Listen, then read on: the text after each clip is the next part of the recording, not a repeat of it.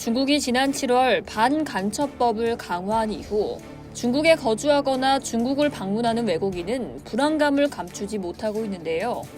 이런 가운데 중국 법원이 한 일본인에게 뚜렷한 이유도 밝히지 않은 채 간첩 혐의로 징역 12년형을 내렸다는 소식까지 전해졌습니다.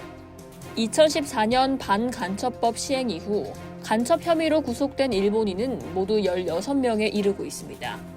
12일 재팬타임즈 보도에 따르면 4년 전인 2019년 중국에서 간첩 행위에 연루된 혐의로 구속된 50대 일본인 남성이 항소심에서도 1심과 같은 징역 12년형을 선고받았습니다.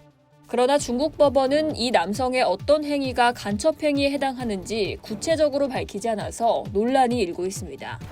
이 남성은 2019년 7월 중국에서 배로 바다를 건너려다 중국 당국에 붙잡힌 뒤 구속됐습니다. 이후 그는 후난성 창사시에서 재판을 받아봤죠. 중국 정부는 2014년 11월부터 시행된 반간첩법으로 지금까지 스파이 행위 등이 의심되는 일본인을 최소 16명 구속했으며 이 중 최소 10명은 실형을 선고받았습니다. 이들 가운데 8명은 석방됐거나 형기를 마쳐 일본으로 귀국한 것으로 알려졌습니다.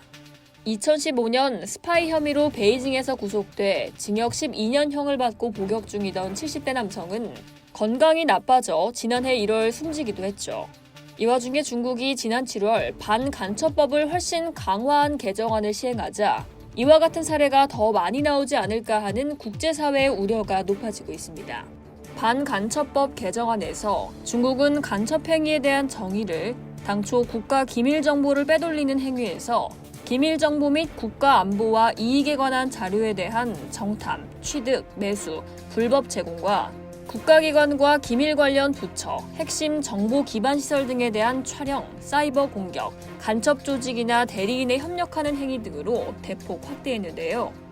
스파이 혐의로 재판에 넘겨질 경우 최대 무기징역까지 선고받을 수 있으며 특별 규정을 적용해 사형 선고도 가능합니다.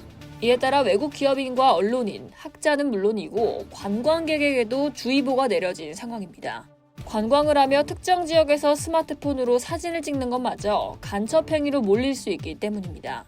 중국으로 출장을 가며 기존에 사용하던 스마트폰을 두고 가는 기업인도 많다고 합니다. 지난달에는 중국 베이징시에서 지난 3월 구속된 일본 제약업체 아스테라스 현지법인 간부인 일본인 남성이 정식으로 체포된 사실이 알려지기도 했죠. 올해 4월 당시 하야시 요시마사 외무상이 중국을 방문해 리창 중국 총리 등에게 남성의 조속한 석방을 요구하기도 했지만 소용이 없는 상황입니다. 중국 당국은 이에 대해서도 구체적인 혐의 내용을 밝히지 않고 있습니다. 이상 여의도TV였습니다.